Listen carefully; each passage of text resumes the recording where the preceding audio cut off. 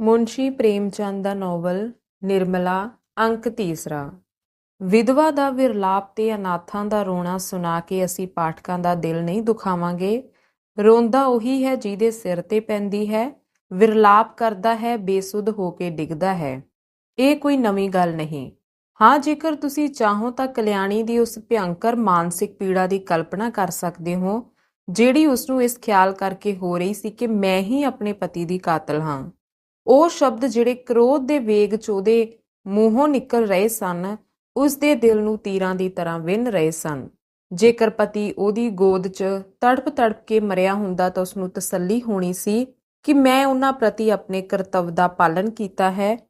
ਦੁੱਖ ਨਾਲ ਭਰੇ ਮਨ ਨੂੰ ਇਸ ਤੋਂ ਜ਼ਿਆਦਾ ਤਸੱਲੀ ਹੋਰ ਕਿਸੇ ਗੱਲ ਨਾਲ ਨਹੀਂ ਹੁੰਦੀ।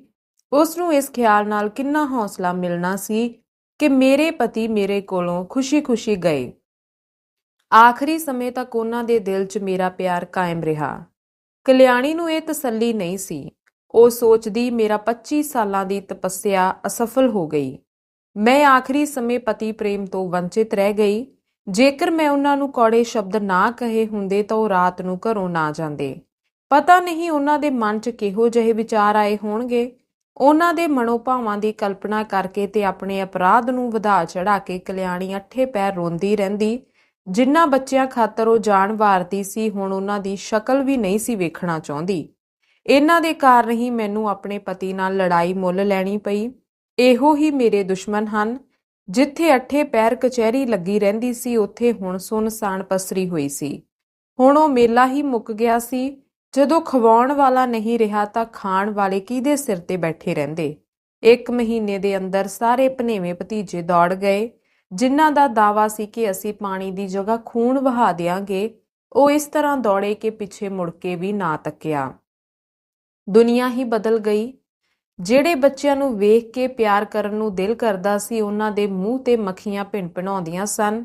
ਪਤਾ ਨਹੀਂ ਉਹ ਸੁਹੱਪਣ ਕਿੱਥੇ ਅਲੋਪ ਹੋ ਗਿਆ ਸੀ।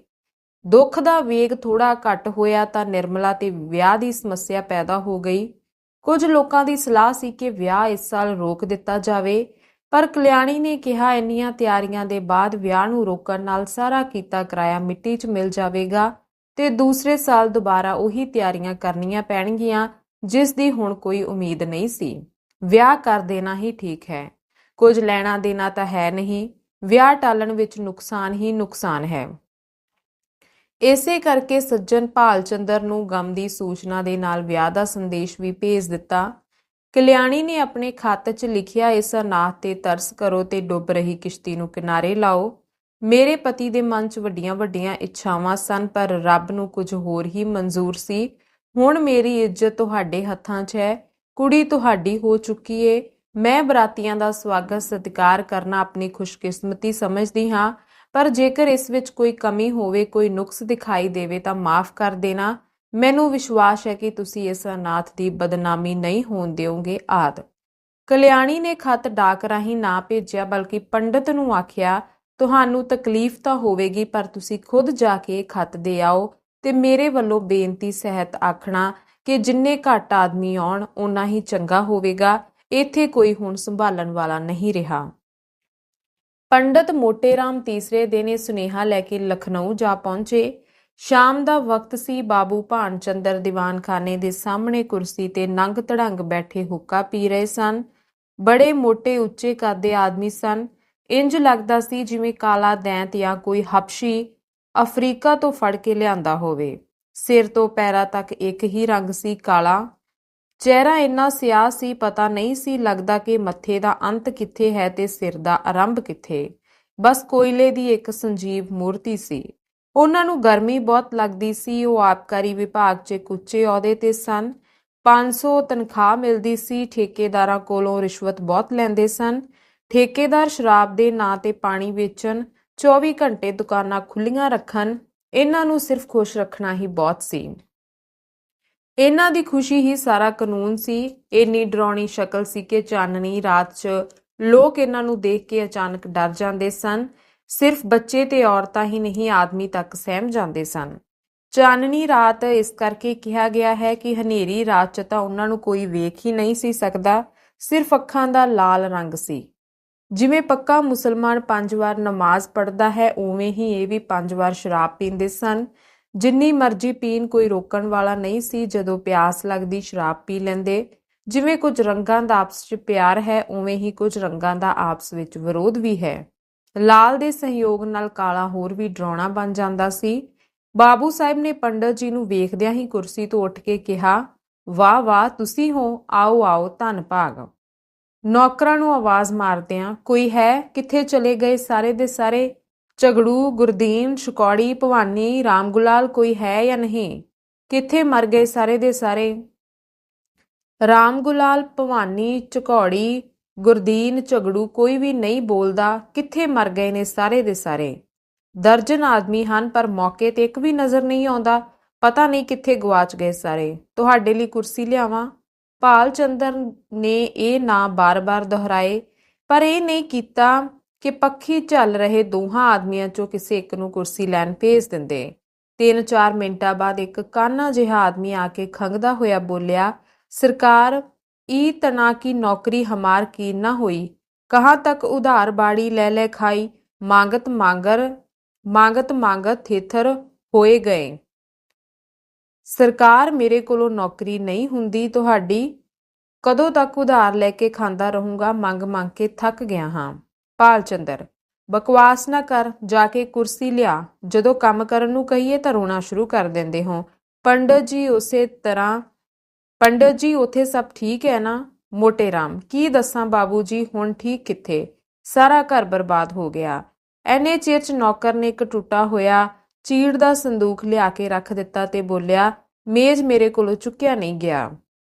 पंडित जी शर्माउंदे होए डरदे डरदे बैठे कि किते संदूक ही ना टुट जावे, ते कल्याणी द्वारा दिता खत बाबू जी दे हत्थां विच रख दिता। भाल चंदर, हुण किस तरह बर्बाद होवेगा? ਇਸ ਤੋਂ ਵੱਡੀ ਕਿਹੜੀ ਮੁਸੀਬਤ ਆਵੇਗੀ? ਬਾਬੂ ਉਦੇ ਭਾਨ ਲਾਲ ਨਾਲ ਮੇਰੀ ਪੁਰਾਣੀ ਦੋਸਤੀ ਸੀ, ਆਦਮੀ ਨਹੀਂ ਹੀਰਾ ਸੀ। ਬੜਾ ਖੁਸ਼ਦਿਲ ਸੀ, ਹਿੰਮਤੀ ਸੀ। ਮੇਰਾ ਤਾਂ ਜਿਵੇਂ ਸੱਜਾ ਹੱਥ ਹੀ ਵੱਢਿਆ ਗਿਆ। ਵਿਸ਼ਵਾਸ ਕਰਿਓ, ਜਦੋਂ ਤੋਂ ਇਹ ਖਬਰ ਸੁਣੀ ਹੈ, ਅੱਖਾਂ ਅੱਗੇ ਹਨੇਰ ਪਸਰ ਗਿਆ ਹੈ। ਖਾਣ ਬਹਿੰਦਾ ਹਾਂ ਤਾਂ ਗਰਾਹੀ ਨਹੀਂ ਲੰਘਦੀ, ਉਹਨਾਂ ਦਾ ਚਿਹਰਾ ਅੱਖਾਂ ਅੱਗੇ ਖਲੋਤਾ ਰਹਿੰਦਾ ਹੈ। ਮੂੰਹ ਜੂਠਾ ਕਰਕੇ ਉੱਠ ਖਲੋਂਦਾ ਹਾਂ, ਕੋਈ ਵੀ ਕੰਮ ਕਰਨ ਨੂੰ ਮਨ ਨਹੀਂ ਕਰਦਾ। ਸ਼ਾਇਦ ਭਰਾ ਦੇ ਮਰਨ ਦਾ ਵੀ ਇੰਨਾ ਦੁੱਖ ਨਾ ਹੁੰਦਾ। ਆਦਮੀ ਨਹੀਂ ਹੀਰਾ ਸੀ। ਮੋਟੇ ਰਾਮ, ਸਰਕਾਰ, ਸ਼ਹਿਰ ਚ ਉਹਨਾਂ ਵਰਗਾ ਕੋਈ ਜ਼ਿੰਦਾ ਦਿਲ ਆਦਮੀ ਨਹੀਂ ਸੀ। ਭਾਲ ਚੰਦਰ, ਮੈਨੂੰ ਸਭ ਪਤਾ ਹੈ ਪੰਡਤ ਜੀ, ਤੁਸੀਂ ਮੈਨੂੰ ਕੀ ਦੱਸ ਰਹੇ ਹੋ? ਉਹਨਾਂ ਵਰਗਾ ਆਦਮੀ ਲੱਖਾਂ ਚੋਂ ਇੱਕ ਹੁੰਦਾ ਹੈ। ਜਿੰਨਾ ਮੈਂ ਉਹਨਾਂ ਨੂੰ ਜਾਣਦਾ ਸਾਂ, ਉਹਨਾਂ ਕੋਈ ਦੂਜਾ ਨਹੀਂ ਸੀ ਜਾਣ ਸਕਦਾ। 2-3 ਮੁਲਾਕਾਤਾਂ 'ਚ ਹੀ ਉਹਨਾਂ ਦਾ ਮੁਰੀਦ ਹੋ ਗਿਆ ਸਾਂ ਤੇ ਮਰਦੇ ਦਮ ਤੱਕ ਰਵਾਂਗਾ। ਤੁਸੀਂ ਕੁੜਮਣੀ ਸਾਹਿਬ ਨੂੰ ਕਹਿ ਦੇਣਾ, ਮੈਨੂੰ ਦਿਲੋਂ ਬਹੁਤ ਦੁੱਖ ਹੋਇਆ ਏ। ਮੋਟੇ ਰਾਮ, ਤੁਹਾਡੇ ਤੋਂ ਇਹੀ ਉਮੀਦ ਸੀ। ਤੁਹਾਡੇ ਵਰਗੇ ਸੱਜਣਾ ਦੇ ਦਰਸ਼ਨ ਦੁਰਲੱਭ ਹਨ। ਨਹੀਂ ਤਾਂ ਕਿਹੜਾ ਹੈ ਜਿਹੜਾ ਅੱਜ ਦੇ ਸਮੇਂ 'ਚ ਬਿਨਾਂ ਦਾਜ ਤੋਂ ਪੁੱਤ ਦਾ ਵਿਆਹ ਕਰਦਾ ਹੈ? ਭਾਲ ਚੰਦਰ, ਮਹਾਰਾਜ, ਦਾਜ ਦੀ ਗੱਲਬਾਤ ਇਹੋ ਜਿਹੇ ਮਹਾਪੁਰਸ਼ਾਂ ਨਾਲ ਨਹੀਂ ਕੀਤੀ ਜਾਂਦੀ। ਉਹਨਾਂ ਨਾਲ ਰਿਸ਼ਤਾ ਜੁੜ ਜਾਣਾ ਹੀ ਲੱਖ ਰੁਪਏ ਦੇ ਬਰਾਬਰ ਹੈ। ਮੈਂ ਇਸੇ ਨੂੰ ਹੀ ਆਪਣੀ ਚੰਗੀ ਕਿਸਮਤ ਸਮਝਦਾ ਹਾਂ। ਵਾਹ, ਕਿੰਨੀ ਮਹਾਨ ਆਤਮਾ ਸੀ। ਪੈਸਿਆਂ ਨੂੰ ਤਾਂ ਉਹਨਾਂ ਨੇ ਕੁਝ ਸਮਝਿਆ ਹੀ ਨਹੀਂ, ਕੱਖ ਦੇ ਬਰਾਬਰ ਵੀ ਪਰਵਾਹ ਨਾ ਕੀਤੀ। ਵੈਸੇ ਵੀ ਦਾਜ ਬੁਰਾ ਰਿਵਾਜ ਹੈ, ਬੇਹੱਦ ਬੁਰਾ। ਮੇਰਾ ਜ਼ੋਰ ਚੱਲੇ ਤਾਂ ਦਾਜ ਦੇਣ ਵਾਲਿਆਂ ਤੇ ਲੈਣ ਵਾਲਿਆਂ ਨੂੰ ਗੋਲੀ ਮਾਰ ਦਿਆਂ। ਹਾਂ ਸਾਹਿਬ, ਸਿੱਧੀ ਗੋਲੀ ਮਾਰ ਦਿਆਂ, ਭਾਵੇਂ ਫਾਂਸੀ ਹੀ ਕਿਉਂ ਨਾ ਹੋ ਜਾਵੇ। ਭਲਾ ਕੋਈ ਪੁੱਛੇ, ਬਈ ਤੁਸੀਂ ਮੁੰਡੇ ਨੂੰ ਵਿਆਹੁੰਦੇ ਹੋ ਜਾਂ ਵੇਚਦੇ ਹੋ? ਜੇਕਰ ਤੁਹਾਨੂੰ ਮੁੰਡੇ ਦੇ ਵਿਆਹ 'ਚ ਦਿਲ ਖੋਲ੍ਹ ਕੇ ਖਰਚ ਕਰਨ ਦਾ ਚਾਅ ਹੈ ਤਾਂ ਸ਼ੌਂਕ ਨਾਲ ਕਰੋ, ਪਰ ਜੋ ਵੀ ਕਰੋ ਆਪਣੀ ਹਿੰਮਤ ਨਾਲ। ਇਹ ਨਹੀਂ ਕਿ ਕੁੜੀ ਦੇ ਪਿਓ ਨੂੰ ਫਾਹੇ ਟੰਗ ਦਿਓ। ਕਮੀਨਾਪਣ ਹੈ, ਵੱਡਾ ਕਮੀਨਾਪਣ। ਮੇਰਾ ਜ਼ੋਰ ਚੱਲੇ ਤਾਂ ਇਹਨਾਂ ਲੁੱਚਿਆਂ ਨੂੰ ਗੋਲੀ ਮਾਰ ਦਿਆਂ। ਮੋਟੇ ਰਾਮ, ਤੁਸੀਂ ਮਹਾਨ ਹੋ। ਪਰਮਾਤਮਾ ਨੇ ਤੁਹਾਨੂੰ ਕਾਫੀ ਬੁੱਧੀ ਬਖਸ਼ੀ ਹੈ। ਇਹ ਧਰਮ ਦਾ ਹੀ ਪ੍ਰਤਾਪ ਹੈ।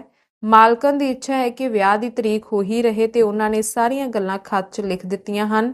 ਬਸ ਤੁਹਾਡੀ ਕਿਰਪਾਲਤਾ ਨਾਲ ਹੀ ਅਸੀਂ ਬਚ ਸਕਦੇ ਹਾਂ। ਵੈਸੇ ਤਾਂ ਬਰਾਤ 'ਚ ਜਿੰਨੇ ਵੀ ਬਰਾਤੀ ਆਉਣਗੇ ਉਹਨਾਂ ਦਾ ਸਵਾਗਤ ਸਤਿਕਾਰ ਅਸੀਂ ਕਰਾਂਗੇ ਹੀ, ਪਰ ਹੁਣ ਪਰਿਸਥਿਤੀਆਂ ਬਦਲ ਗਈਆਂ ਹਨ। ਸਰਕਾਰ ਕੋਈ ਪ੍ਰਬੰਧ ਕਰਨ ਵਾਲਾ ਨਹੀਂ ਰਿਹਾ। ਬਸ ਅਜਿਹੀ ਗੱਲ ਕਰਿਓ ਕਿ ਵਕੀਲ ਸਾਹਿਬ ਦੇ ਨਾਂ ਨੂੰ ਦਾਗ ਨਾ ਲੱਗੇ। ਪਾਲ ਚੰਦਰ 1 ਮਿੰਟ ਅੱਖਾਂ ਬੰਦ ਕਰਕੇ ਬੈਠੇ ਰਹੇ, ਫਿਰ ਇੱਕ ਲੰਬਾ ਸਾਹ ਖਿੱਚ ਕੇ ਬੋਲੇ, ਰੱਬ ਨੂੰ ਮਨਜ਼ੂਰ ਹੀ ਨਹੀਂ ਸੀ ਕਿ ਉਹ ਲੱਛਮੀ ਮੇਰੇ ਘਰ ਆਉਂਦੀ, ਨਹੀਂ ਤਾਂ ਕਿ ਇਹ ਬਿਜਲੀ ਡਿੱਗਦੀ। ਸਾਰੀਆਂ ਸਕੀਮਾਂ ਫੇਲ ਹੋ ਗਈਆਂ। ਖੁਸ਼ੀ ਨਾਲ ਫੁੱਲਿਆ ਨਹੀਂ ਸਾ ਸਮਾਉਂਦਾ ਕਿ ਉਹ ਸ਼ੁਭ ਅਵਸਰ ਨੇੜੇ ਆ ਰਿਹਾ ਹੈ। ਪਰ ਕਿਹਨੂੰ ਪਤਾ ਸੀ ਕਿ ਰੱਬ ਦੇ ਦਰਬਾਰ 'ਚ ਕੋਈ ਹੋਰ ਹੀ ਖੇਡ ਖੇਡੀ ਜਾ ਰਹੀ ਹੈ। ਮਰਨ ਵਾਲੇ ਦੀ ਯਾਦ ਹੀ ਰਵਾਉਣ ਲਈ ਬਹੁਤ ਹੈ। ਕੁੜੀ ਨੂੰ ਵੇਖ ਕੇ ਤਾਂ ਜ਼ਖਮ ਹੋਰ ਵੀ ਤਾਜ਼ਾ ਹੋ ਜਾਇਆ ਕਰਨਗੇ। ਅਜਿਹੀ ਹਾਲਤ 'ਚ ਪਤਾ ਨਹੀਂ ਕੀ ਕਰ ਬੈਠਾ। ਇਸ ਨੂੰ ਮੇਰਾ ਗੁਣ ਸਮਝੋ ਭਾਵੇਂ ਔਗੁਣ। ਜਿਸ ਨਾਲ ਇੱਕ ਵਾਰ ਮੇਰੀ ਨੇੜਤਾ ਹੋ ਜਾਵੇ ਉਸਦੀ ਯਾਦ ਦਿਲ 'ਚੋਂ ਕਦੇ ਧੁੰਦਲੀ ਨਹੀਂ ਹੁੰਦੀ। ਹਜੇ ਤਾਂ ਖੈਰ ਇੰਨਾ ਹੀ ਹੈ ਕਿ ਉਹਨਾਂ ਦੀ ਸ਼ਕਲ ਅੱਖਾਂ ਦੇ ਸਾਹਮਣੇ ਨੱਚਦੀ ਰਹਿੰਦੀ ਹੈ। ਜੇਕਰ ਉਹ ਕੁੜੀ ਘਰ ਆ ਗਈ ਤਾਂ ਮੇਰਾ ਜਿੰਦਾ ਰਹਿਣਾ ਮੁਸ਼ਕਿਲ ਹੋ ਜਾਵੇਗਾ। ਸੱਚ ਮੰਨਿਓ, ਰੋ ਰੋ ਕੇ ਮੇਰੀਆਂ ਅੱਖਾਂ ਸੁੱਜ ਜਾਣਗੀਆਂ। ਮੈਂ ਜਾਣਦਾ ਹਾਂ ਰੋਣਾ ਕੁਰਲਾਉਣਾ ਵਿਅਰਥ ਹੈ। ਜਿਹੜਾ ਮਰ ਗਿਆ ਉਹ ਵਾਪਸ ਨਹੀਂ ਆ ਸਕਦਾ। ਸਬਰ ਕਰਨ ਤੋਂ ਸਿਵਾ ਹੋਰ ਕੋਈ ਉਪਾਅ ਨਹੀਂ, ਪਰ ਦਿਲੋਂ ਮਜਬੂਰ ਹਾਂ। ਉਸ ਅਨਾਥ ਬੱਚੀ ਨੂੰ ਵੇਖ ਕੇ ਮੇਰਾ ਦਿਲ ਚੂਰੋ ਚੂਰ ਹੋ ਜਾਵੇਗਾ। ਮੋਟੇ ਰਾਮ: ਇੰਜ ਨਾ ਕਹੋ ਸਰਕਾਰ, ਵਕੀਲ ਸਾਹਿਬ ਨਹੀਂ ਰਹੇ ਤਾਂ ਕੀ ਹੋਇਆ? ਤੁਸੀਂ ਤਾਂ ਹੋ, ਤੁਸੀਂ ਵੀ ਉਹਦੇ ਪਿਓ ਵਰਗੇ ਹੋ। ਹੁਣ ਉਹ ਵਕੀਲ ਸਾਹਿਬ ਦੀ ਨਹੀਂ, ਤੁਹਾਡੀ ਬੱਚੀ ਹੈ। ਤੁਹਾਡੇ ਦਿਲ ਦੇ ਭਾਵ ਨੂੰ ਤਾਂ ਕੋਈ ਨਹੀਂ ਜਾਣਦਾ। ਲੋਕ ਸਮਝਣਗੇ ਵਕੀਲ ਸਾਹਿਬ ਦੀ ਮੌਤ ਹੋ ਜਾਣ ਕਰਕੇ ਤੁਸੀਂ ਵਾਅਦੇ ਤੋਂ ਮੁੱਕਰ ਗਏ। ਇੰਜ ਤੁਹਾਡੀ ਬਦਨਾਮੀ ਹੋਵੇਗੀ। ਦਿਲ ਨੂੰ ਸਮਝਾਓ ਤੇ ਖੁਸ਼ੀ-ਖੁਸ਼ੀ ਬੱਚੀ ਨੂੰ ਵਿਆਹ ਲਿਆਵੋ। ਮਰਿਆ ਹਾਥੀ 9 ਲੱਖ ਦਾ। ਲੱਖ ਮੁਸੀਬਤਾਂ ਆ ਪਈਆਂ ਹਨ, ਪਰ ਤੁਹਾਡੇ ਸਵਾਗਤ ਸਤਿਕਾਰ 'ਚ ਕੋਈ ਕਸਰ ਨਹੀਂ ਰਹੇਗੀ। ਬਾਬੂ ਸਾਹਿਬ ਸਮਝ ਗਏ ਕਿ ਪੰਡਤ ਮੋਟੇ ਰਾਮ ਸਿਰਫ ਪੋਥੀ ਦੇ ਹੀ ਪੰਡਤ ਨਹੀਂ, ਗੱਲਬਾਤ ਵਿੱਚ ਵੀ ਚੁਸਤ ਹਨ। ਕਹਿਣ ਲੱਗੇ, ਸਹੁੰ ਖਾ ਕੇ ਕਹਿੰਦਾ ਹਾਂ, ਮੈਨੂੰ ਜਿੰਨਾ ਉਸ ਬੱਚੀ ਨਾਲ ਪਿਆਰ ਹੈ ਉਨਾ ਆਪਣੀ ਬੱਚੀ ਨਾਲ ਵੀ ਨਹੀਂ। ਪਰ ਜੇਕਰ ਰੱਬ ਨੂੰ ਹੀ ਮਨਜ਼ੂਰ ਨਹੀਂ ਤਾਂ ਮੇਰਾ ਕੀ ਜ਼ੋਰ ਹੈ? ਇਹ ਮੌਤ ਇੱਕ ਤਰ੍ਹਾਂ ਦੀ ਅਸ਼ੁਭ ਸੂਚਨਾ ਹੈ ਜਿਹੜੀ ਵਿਧਾਤਾ ਵੱਲੋਂ ਸਾਨੂੰ ਮਿਲੀ ਹੈ। ਇਹ ਕਿਸੇ ਆਉਣ ਵਾਲੀ ਮੁਸੀਬਤ ਦੀ ਭਵਿੱਖਬਾਣੀ ਹੈ। ਵਿਧਾਤਾ ਸਪਸ਼ਟ ਸ਼ਬਦਾਂ 'ਚ ਕਹਿ ਰਿਹਾ ਹੈ ਕਿ ਇਹ ਵਿਆਹ ਨੇਪਰੇ ਨਹੀਂ ਚੜ੍ਹਨਾ। ਅਜਿਹੀ ਹਾਲਤ 'ਚ ਤੁਸੀਂ ਹੀ ਸੋਚੋ ਇਹ ਸੰਯੋਗ ਕਿੱਥੋਂ ਤੱਕ ਉਚਿਤ ਹੈ। ਤੁਸੀਂ ਤਾਂ ਵਿਦਵਾਨ ਆਦਮੀ ਹੋ, ਜਰਾ ਸੋਚੋ, ਜਿਸ ਕੰਮ ਦੀ ਸ਼ੁਰੂਆਤ ਹੀ ਅਸ਼ੁਭ ਹੋਵੇ ਉਸ ਦਾ ਅੰਤ ਸ਼ੁਭ ਕਿਵੇਂ ਹੋ ਸਕਦਾ ਹੈ? ਨਹੀਂ, ਵੇਖ ਕੇ ਮੱਖੀ ਨਹੀਂ ਖਾਧੀ ਜਾਂਦੀ। ਕੁੜਮਣੀ ਨੂੰ ਸਮਝਾ ਕੇ ਕਹਿ ਦੇਣਾ, ਮੈਂ ਉਹਨਾਂ ਦੀ ਆਗਿਆ ਦਾ ਪਾਲਣ ਕਰਨ ਲਈ ਤਿਆਰ ਹਾਂ, ਪਰ ਇਸ ਦਾ ਨਤੀਜਾ ਚੰਗਾ ਨਹੀਂ ਨਿਕਲਣਾ। ਲਾਲਚ ਆ ਕੇ ਮੈਂ ਆਪਣੇ ਪਿਆਰੇ ਮਿੱਤਰ ਦੀ ਸੰਤਾਨ ਨਾਲ ਇਹ ਜੁਰਮ ਨਹੀਂ ਕਰ ਸਕਦਾ। ਇਸ ਤਰਕ ਨੇ ਪੰਡਤ ਜੀ ਨੂੰ ਨਿਰਉੱਤਰ ਕਰ ਦਿੱਤਾ। ਦਲੀਲ ਨੇ ਅਜਿਹਾ ਤੀਰ ਛੱਡਿਆ ਜਿਸ ਦਾ ਉਹਨਾਂ ਕੋਲ ਕੋਈ ਜਵਾਬ ਨਹੀਂ ਸੀ। ਦੁਸ਼ਮਣ ਨੇ ਉਹਨਾਂ ਦੇ ਹਥਿਆਰ ਨਾਲ ਹੀ ਉਹਨਾਂ ਤੇ ਵਾਰ ਕੀਤਾ ਸੀ ਤੇ ਉਹ ਉਸ ਦਾ ਉਪਾਅ ਨਹੀਂ ਸਨ ਕਰ ਸਕਦੇ। ਉਹ ਹਾਲੇ ਕੋਈ ਜਵਾਬ ਸੋਚ ਹੀ ਰਹੇ ਸਨ ਕਿ ਬਾਬੂ ਸਾਹਿਬ ਨੇ ਦੁਬਾਰਾ ਨੌਕਰਾਂ ਨੂੰ ਆਵਾਜ਼ਾਂ ਮਾਰਨੀਆਂ ਸ਼ੁਰੂ ਕਰ ਦਿੱਤੀਆਂ। ਓਏ ਕਿੱਥੇ ਗਵਾਚ ਗਏ ਸਾਰੇ ਦੇ ਸਾਰੇ? ਝਗੜੂ, ਸ਼ਕੋੜੀ, ਭਵਾਨੀ, ਗੁਰਦੀਨ, ਰਾਮ ਗੁਲਾਲ, ਕੋਈ ਵੀ ਨਹੀਂ ਬੋਲਦਾ। ਕਿੱਥੇ ਮਰ ਗਏ ਸਾਰੇ ਦੇ ਸਾਰੇ? ਪੰਡਤ ਜੀ ਵਾਸਤੇ ਕੋਈ ਚਾਹ ਪਾਣੀ ਦੀ ਫਿਕਰ ਹੈ ਜਾਂ ਨਹੀਂ? ਜਿੰਨਾ ਮਰਜ਼ੀ ਸਮਝਾ ਲਓ ਇਹਨਾਂ ਨੂੰ, ਅਕਲ ਤਾਂ ਜਿਵੇਂ ਇਹਨਾਂ ਦੇ ਨੇੜਿਓਂ ਵੀ ਨਾ ਲੰਘੀ ਹੋਵੇ। ਚੰਗਾ ਭਲਾ ਪਤਾ ਬਈ ਪੰਡਤ ਜੀ ਥੱਕੇ ਟੁੱਟੇ ਆਏ ਨੇ, ਪਰ ਕਿਸੇ ਨੂੰ ਕੋਈ ਪਰਵਾਹ ਨਹੀਂ। ਆ ਕੇ ਚਾਹ ਪਾਣੀ ਰੱਖੋ। ਪੰਡਤ ਜੀ ਤੁਹਾਡੇ ਲਈ ਸ਼ਰਬਤ ਬਣਵਾਵਾਂ ਜਾਂ ਫਲਾਂ ਦੀ ਬਣੀ ਹੋਈ ਮਠਿਆਈ ਮੰਗਵਾ ਦਿਆਂ? ਮੋਟੇ ਰਾਮ ਜੀ ਮਠਿਆਈ ਦੇ ਮਾਮਲੇ 'ਚ ਕਿਸੇ ਪ੍ਰਕਾਰ ਦਾ ਪਰਹੇਜ਼ ਪਸੰਦ ਨਹੀਂ ਸਨ ਕਰਦੇ। ਉਹਨਾਂ ਦਾ ਸਿਧਾਂਤ ਸੀ ਕਿ ਘਿਓ ਨਾਲ ਸਾਰੀਆਂ ਚੀਜ਼ਾਂ ਪਵਿੱਤਰ ਹੋ ਜਾਂਦੀਆਂ ਹਨ। ਰਸਗੁੱਲੇ ਅਤੇ ਵੇਸਣ ਦੇ ਲੱਡੂ ਉਹਨਾਂ ਦੇ ਮਨਪਸੰਦ ਸਨ। ਸ਼ਰਬਤ 'ਚ ਉਹਨਾਂ ਦੀ ਕੋਈ ਰੁਚੀ ਨਹੀਂ ਸੀ। ਪਾਣੀ ਨਾਲ ਢਿੱਡ ਭਰਨਾ ਉਹਨਾਂ ਦੇ ਨਿਯਮ ਦੇ ਵਿਰੁੱਧ ਸੀ। ਕਹਿਣ ਲੱਗੇ, ਸ਼ਰਬਤ ਪੀਣ ਦੀ ਤਾਂ ਮੈਨੂੰ ਆਦਤ ਨਹੀਂ, ਮਠਿਆਈ ਹੀ ਖਾ ਲਵਾਂਗਾ। ਪਾਲ ਚੰਦਰ: ਫਲਹਾਰੀ? ਮੋਟੇ ਰਾਮ: ਨਹੀਂ, ਇਹਦੀ ਮੈਨੂੰ ਕੋਈ ਪਰਵਾਹ ਨਹੀਂ। ਪਾਲ ਚੰਦਰ: ਵਾਹ, ਇਹ ਹੋਈ ਨਾ ਗੱਲ। ਛੂਤ ਛਾਤ ਸਭ ਪਖੰਡ ਹਨ। ਮੈਂ ਖੁਦ ਨਹੀਂ ਮੰਨਦਾ। ਓਏ ਹਜੇ ਤੱਕ ਕੋਈ ਆਇਆ ਕਿਉਂ ਨਹੀਂ? ਸ਼ਕੌੜੀ, ਭਵਾਨੀ, ਗੁਰਦੀਨ, ਰਾਮ ਗੁਲਾਲ, ਕੋਈ ਤਾਂ ਬੋਲੋ। ਇਸ ਵਾਰ ਵੀ ਉਹੀ ਬੁੱਢਾ ਨੌਕਰ ਖੰਘਦਾ ਹੋਇਆ ਆ ਕੇ ਖੜਾ ਹੋ ਗਿਆ ਤੇ ਬੋਲਿਆ, ਸਰਕਾਰ ਮੋਰ ਤਲਬ ਦੇ ਦੀਨ ਜਾਏ, ਐਸੀ ਨੌਕਰੀ ਮੋਸੇ ਨਾ ਹੋਈ। ਕਹਾਂ ਲੋ ਦੋਰੀ, ਦੌਰਤ ਦੌਰਤ ਮੋੜ ਪਿਰਾਏ ਲਾਗਤ ਹੈ। ਪਾਲ ਚੰਦਰ: ਕੋਈ ਕੰਮ ਕੋਈ ਕਰੋ ਜਾਂ ਨਾ ਕਰੋ, ਪਰ ਤਨਖਾਹ ਤੁਹਾਨੂੰ ਪਹਿਲਾਂ ਚਾਹੀਦੀ ਹੈ। ਸਾਰਾ ਦਿਨ ਬੈਠੇ ਬੈਠੇ ਖੰਘਦੇ ਰਿਹਾ ਕਰੋ। ਤਨਖਾਹ ਤਾਂ ਤੁਹਾਡੀ ਪੈ ਰਹੀ ਹੈ। ਜਾ ਕੇ ਬਾਜ਼ਾਰੋਂ ਇੱਕ ਆਨੇ ਦੀ ਤਾਜ਼ੀ ਮਠਿਆਈ ਲਿਆ, ਦੌੜ ਕੇ ਜਾ। ਨੌਕਰ ਨੂੰ ਇਹ ਹੁਕਮ ਦੇ ਕੇ ਬਾਬੂ ਸਾਹਿਬ ਘਰ ਅੰਦਰ ਗਏ ਤੇ ਪਤਨੀ ਨੂੰ ਕਹਿਣ ਲੱਗੇ, ਉਥੋਂ ਇੱਕ ਪੰਡਤ ਜੀ ਆਏ ਹਨ, ਇਹ ਖੱਤ ਲਿਆਏ ਹਨ, ਜਰਾ ਪੜ੍ਹ ਤਾਂ। ਪਤਨੀ ਦਾ ਨਾਂ ਰੰਗੀਲੀ ਬਾਈ ਸੀ। ਗੋਰੇ ਰੰਗ ਦੀ ਹਮੇਸ਼ਾ ਖੁਸ਼ ਰਹਿਣ ਵਾਲੀ ਔਰਤ ਸੀ। ਰੰਗ ਤੇ ਜਵਾਨੀ ਉਹਦੇ ਕੋਲੋਂ ਵਿਦਾ ਲੈ ਗਏ ਸਨ, ਪਰ 30 ਸਾਲ ਤੱਕ ਕਿਸੇ ਪ੍ਰੇਮੀ ਵਾਂਗ ਤਰ੍ਹਾਂ ਮਚਲ ਕੇ ਜਿਹਦੇ ਨਾਲ ਚਿੰਬੜੇ ਰਹੇ ਉਹਨੂੰ ਛੱਡਿਆ ਨਹੀਂ ਸੀ ਜਾ ਸਕਦਾ। ਰੰਗੀਲੀ ਬਾਈ ਬੈਠੀ ਪਾਨ ਬਣਾ ਰਹੀ ਸੀ। ਕਹਿਣ ਲੱਗੀ, ਇੱਕ ਵਾਰ ਕਹਿ ਦਿੱਤਾ ਕਿ ਅਸੀਂ ਨਹੀਂ ਉੱਥੇ ਵਿਆਹ ਕਰਨਾ। ਭਾਲ ਚੰਦਰ, ਹਾਂ ਕਹਿ ਤਾਂ ਦਿੱਤਾ, ਪਰ ਸ਼ਰਮ ਦੇ ਮਾਰੇ ਮੂੰਹ ਚੋਂ ਸ਼ਬਦ ਨਹੀਂ ਸਨ ਨਿਕਲਦੇ। ਨਾਟਕ ਕਰਨਾ ਪਿਆ। ਰੰਗੀਲੀ ਬਾਈ, ਸਾਫ਼ ਗੱਲ ਕਹਿਣ ਚ ਕਾਹਦੀ ਸ਼ਰਮ, ਸਾਡੀ ਮਰਜ਼ੀ ਹੈ, ਨਹੀਂ ਕਰਨਾ। ਕਿਸੇ ਕੋਲੋਂ ਕੁਝ ਲਿਆ ਤਾਂ ਨਹੀਂ। ਜਦ ਦੂਸਰੀ ਜਗ੍ਹਾ ਤੋਂ 10,000 ਨਗਦ ਮਿਲ ਰਿਹਾ ਹੈ ਤਾਂ ਉੱਥੇ ਕਿਉਂ ਨਾ ਕਰੀਏ। ਉਹਨਾਂ ਦੀ ਕੁੜੀ ਕਿਹੜੀ ਸੋਨੇ ਦੀ ਏ। ਵਕੀਲ ਸਾਹਿਬ ਜਿਉਂਦੇ ਹੁੰਦੇ ਤਾਂ ਸੰਗ ਦੇ ਸ਼ਰਮਾਉਂਦੇ 15-20 ਹਜ਼ਾਰ ਦੇ ਹੀ ਜਾਂਦੇ। ਹੁਣ ਉੱਥੇ ਕੀ ਰੱਖਿਆ ਹੈ। ਭਾਲ ਚੰਦਰ, ਇੱਕ ਵਾਰ ਜ਼ੁਬਾਨ ਦੇ ਕੇ ਮੁੱਕਰ ਜਾਣਾ ਚੰਗੀ ਗੱਲ ਨਹੀਂ। ਕੋਈ ਮੂੰਹੋਂ ਕੁਝ ਨਾ ਕਹੇ ਪਰ ਬਦਨਾਮੀ ਹੋਣੋਂ ਨਹੀਂ ਰਹਿੰਦੀ। ਤੇਰੀ ਜਿੱਦ ਅੱਗੇ ਮਜਬੂਰ ਹਾਂ। ਰੰਗੀਲੀ ਬਾਈ ਨੇ ਪਾਨ ਖਾ ਕੇ ਖੱਤ ਖੋਲ੍ਹਿਆ ਅਤੇ ਪੜ੍ਹਨ ਲੱਗ ਪਈ। ਹਿੰਦੀ ਭਾਲ ਚੰਦਰ ਨੂੰ ਤਾਂ ਬਿਲਕੁਲ ਨਹੀਂ ਸੀ ਆਉਂਦੀ ਤੇ ਸ਼ਾਇਦ ਹੀ ਰੰਗੀਲੀ ਬਾਈ ਨੇ ਕਦੇ ਕੋਈ ਕਿਤਾਬ ਪੜ੍ਹੀ ਹੋਵੇ, ਪਰ ਖੱਤ ਵਗੈਰਾ ਪੜ੍ਹ ਲੈਂਦੀ ਸੀ। ਪਹਿਲੀ ਸਤਰ ਪੜ੍ਹ ਕੇ ਹੀ ਉਹਦੀਆਂ ਅੱਖਾਂ ਨਮ ਹੋ ਗਈਆਂ। ਖੱਤ ਖਤਮ ਕੀਤਾ ਤਾਂ ਉਹਦੀਆਂ ਅੱਖਾਂ ਵਿੱਚੋਂ ਅੱਥਰੂ ਵਗ ਰਹੇ ਸਨ। ਇੱਕ ਇੱਕ ਅੱਖਰ ਦੁੱਖ ਦੇ ਰਸ ਵਿੱਚ ਡੁੱਬਿਆ ਹੋਇਆ ਸੀ। ਇੱਕ ਇੱਕ ਅੱਖਰ 'ਚੋਂ ਬੇਨਤੀ ਝਲਕ ਰਹੀ ਸੀ। ਰੰਗੀਲੀ ਬਾਈ ਦੀ ਦਿਲ ਪੱਥਰ ਦਾ ਨਹੀਂ, ਲਾਖ ਵਰਗਾ ਸੀ, ਜਿਹੜਾ ਥੋੜੇ ਜਿਹੇ ਸੇਕ ਨਾਲ ਹੀ ਪਿਘਲ ਜਾਂਦਾ ਸੀ। ਕਲਿਆਣੀ ਦੇ ਦੁੱਖ ਭਰੇ ਸ਼ਬਦਾਂ ਨੇ ਉਹਦੇ ਸਵਾਰਥ ਭਰੇ ਦਿਲ ਨੂੰ ਪਿਘਲਾ ਦਿੱਤਾ।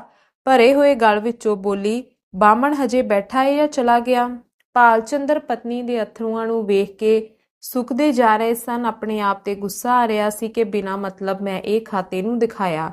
ਕੀ ਜ਼ਰੂਰਤ ਸੀ। ਐਨੀ ਵੱਡੀ ਗਲਤੀ ਉਹਨਾਂ ਕੋਲੋਂ ਕਦੇ ਨਹੀਂ ਸੀ ਹੋਈ। ਸ਼ੱਕੀ ਭਾਵ ਨਾਲ ਕਹਿਣ ਲੱਗੇ, ਸ਼ਾਇਦ ਬੈਠਾ ਹੋਵੇ, ਮੈਂ ਜਾਣ ਲਈ ਕਹਿ ਦਿੱਤਾ ਸੀ। ਰੰਗੀਲੀ ਬਾਈ ਨੇ ਖਿੜਕੀ 'ਚੋਂ ਤੱਕਿਆ। ਪੰਡਤ ਮੋਟੇ ਰਾਮ ਜੀ ਬਗਲੇ ਦੀ ਤਰ੍ਹਾਂ ਨਜ਼ਰ ਗੱਡੀ ਬਾਜ਼ਾਰ ਵੱਲ ਝਾਕ ਰਹੇ ਸਨ। ਤੀਬਰ ਇੱਛਾ ਦੀ ਭਾਵਨਾ 'ਚ ਗ੍ਰਸਤ ਹੋਏ, ਕਦੀ ਕੋਈ ਪਹਿਲੂ ਬਦਲਦੇ, ਕਦੀ ਕੋਈ। ਇੱਕ ਆਨੇ ਦੀ ਮਠਿਆਈ ਨੇ ਤਾਂ ਪਹਿਲਾਂ ਹੀ ਉਹਨਾਂ ਦੀਆਂ ਉਮੀਦਾਂ ਤੇ ਪਾਣੀ ਫੇਰ ਦਿੱਤਾ ਸੀ। ਉੱਪਰੋਂ ਇੰਨੀ ਦੇਰ। ਬੜੀ ਤਰਸਯੋਗ ਹਾਲਤ ਸੀ। ਉਹਨਾਂ ਨੂੰ ਵੇਖਦਿਆਂ ਹੀ ਰੰਗੀਲੀ ਬਾਈ ਬੋਲੀ, ਹਜੇ ਬੈਠੇ ਹੋਏ ਹਨ, ਜਾ ਕੇ ਕਹਿ ਦਿਓ ਅਸੀਂ ਵਿਆਹ ਕਰਾਂਗੇ, ਜ਼ਰੂਰ ਕਰਾਂਗੇ। ਵਿਚਾਰੀ ਬੜੀ ਮੁਸੀਬਤ 'ਚ ਹੈ। ਭਾਲ ਚੰਦਰ, ਕਦੇ ਕਦੇ ਤੂੰ ਵੀ ਬੱਚਿਆਂ ਵਰਗੀਆਂ ਗੱਲਾਂ ਕਰਨ ਲੱਗ ਪੈਂਦੀ ਏ। ਮੈਂ ਅਜੇ ਹੁਣੇ ਉਸਨੂੰ ਕਹਿ ਕੇ ਆ ਰਿਹਾ ਹਾਂ ਕਿ ਅਸੀਂ ਨਹੀਂ ਵਿਆਹ ਕਰਨਾ। ਇੱਕ ਲੰਬੀ ਚੌੜੀ ਭੂਮਿਕਾ ਬੰਨਣੀ ਪਈ। ਹੁਣ ਜਾ ਕੇ ਸੂਚਨਾ ਦਿਆਂਗਾ ਤਾਂ ਉਹ ਮਨ 'ਚ ਕੀ ਕਹੇਗਾ, ਜਰਾ ਸੋਚ। ਇਹ ਸ਼ਾਦੀ ਵਿਆਹ ਦਾ ਮਾਮਲਾ ਹੈ, ਮੁੰਡਿਆਂ ਦੀ ਖੇਡ ਨਹੀਂ ਕਿ ਹੁਣੇ ਕੋਈ ਗੱਲ ਪੱਕੀ ਕੀਤੀ, ਹੁਣੇ ਮੁੱਕਰ ਗਏ। ਸਿਆਣਿਆਂ ਵਾਲੀ ਤਾਂ ਕੋਈ ਗੱਲ ਨਾ ਹੋਈ, ਦਿਲ ਪਰਚਾਵਾ ਹੋ ਗਿਆ। ਰੰਗੀਲੀ ਬਾਈ, ਠੀਕ ਹੈ, ਤੁਸੀਂ ਆਪਣੇ ਮੂੰਹੋਂ ਨਾ ਕਹੋ, ਬਾਹਮਣ ਨੂੰ ਮੇਰੇ ਕੋਲ ਭੇਜ ਦਿਓ। ਮੈਂ ਇੰਝ ਸਮਝਾਵਾਂਗੀ ਕਿ ਤੁਹਾਡੀ ਗੱਲ ਵੀ ਰਹਿ ਜਾਵੇ ਤੇ ਮੇਰੀ ਵੀ। ਇਹਦੇ 'ਚ ਤੁਹਾਨੂੰ ਕੋਈ ਇਤਰਾਜ਼ ਨਹੀਂ। ਭਾਲ ਚੰਦਰ, ਤੂੰ ਆਪਣੇ ਤੋਂ ਇਲਾਵਾ ਸਾਰੀ ਦੁਨੀਆ ਨੂੰ ਨਾਦਾਨ ਸਮਝਦੀ ਏ। ਤੂੰ ਕਹੇ ਜਾਂ ਮੈਂ, ਗੱਲ ਇੱਕੋ ਹੀ ਹੈ। ਜਿਹੜੀ ਗੱਲ ਪਹਿਲਾਂ ਪੱਕੀ ਹੋ ਗਈ, ਬਸ ਹੋ ਗਈ। ਮੈਂ ਉਸਨੂੰ ਹੁਣ ਬਦਲਣਾ ਨਹੀਂ ਚਾਹੁੰਦਾ। ਤੂੰ ਹੀ ਤਾਂ ਬਾਰ-ਬਾਰ ਕਹਿੰਦੀ ਸਾਂ ਕਿ ਮੈਂ ਨਹੀਂ ਉੱਥੇ ਵਿਆਹ ਕਰਨਾ। ਤੇਰੇ ਕਰਕੇ ਮੈਨੂੰ ਆਪਣੀ ਗੱਲ ਬਦਲਣੀ ਪਈ। ਹੁਣ ਫਿਰ ਤੂੰ ਰੰਗ ਬਦਲਣ ਲੱਗ ਪਈ ਏ। ਇਹ ਤਾਂ ਮੇਰੀ ਛਾਤੀ ਤੇ ਮੂੰਗੀ ਦਲਣ ਦੇ ਬਰਾਬਰ ਹੈ। ਆਖਰ ਤੈਨੂੰ ਕੁਝ ਤਾਂ ਮੇਰੇ ਮਾਣ ਸਨਮਾਨ ਦਾ ਖਿਆਲ ਹੋਣਾ ਚਾਹੀਦਾ ਹੈ। ਰੰਗੀਲੀ ਬਾਈ, ਮੈਨੂੰ ਕੀ ਪਤਾ ਸੀ ਕਿ ਵਿਧਵਾ ਦੀ ਹਾਲਤ ਇੰਨੀ ਤਰਸਯੋਗ ਹੋਵੇਗੀ। ਤੁਸੀਂ ਖੁਦ ਹੀ ਤਾਂ ਆਖਿਆ ਸੀ ਕਿ ਉਸ ਦੇ ਪਤੀ ਦੀ ਸਾਰੀ ਸੰਪਤੀ ਲੁਕਾ ਰੱਖੀ ਹੈ ਤੇ ਆਪਣੀ ਗਰੀਬੀ ਦਾ ਨਾਟਕ ਰਚ ਕੇ ਕੰਮ ਕਢਾਉਣਾ ਚਾਹੁੰਦੀ ਹੈ। ਚਲਾਕ ਔਰਤ ਹੈ। ਤੁਸੀਂ ਜੋ ਕਿਹਾ ਮੈਂ ਮੰਨ ਲਿਆ। ਭਲਾਈ ਕਰਕੇ ਬੁਰਾਈ ਕਰਨ 'ਚ ਤਾਂ ਸ਼ਰਮ ਤੋਂ ਸੰਕੋਚ ਹੈ। ਬੁਰਾਈ ਕਰਕੇ ਭਲਾਈ ਕਰਨ 'ਚ ਕਾਹਦੀ ਸ਼ਰਮ। ਜੇਕਰ ਤੁਸੀਂ ਹਾਂ ਘਰ ਆਏ ਹੁੰਦੇ ਤੇ ਮੈਂ ਨਾ ਕਰਨ ਨੂੰ ਕਹਿੰਦੀ ਤਾਂ ਤੁਹਾਡਾ ਗੁੱਸਾ ਜਾਇਜ਼ ਸੀ। ਨਾ ਕਰਨ ਤੋਂ ਬਾਅਦ ਹਾਂ ਕਰਨ 'ਚ ਤਾਂ ਆਪਣਾ ਹੀ ਵੱਡਾਪਣ ਹੈ। ਭਾਲ ਚੰਦਰ, ਤੈਨੂੰ ਵੱਡਾਪਣ ਨਜ਼ਰ ਆਉਂਦਾ ਹੈ, ਮੈਨੂੰ ਤਾਂ ਲੁੱਚਾਪਣ ਲੱਗਦਾ ਏ।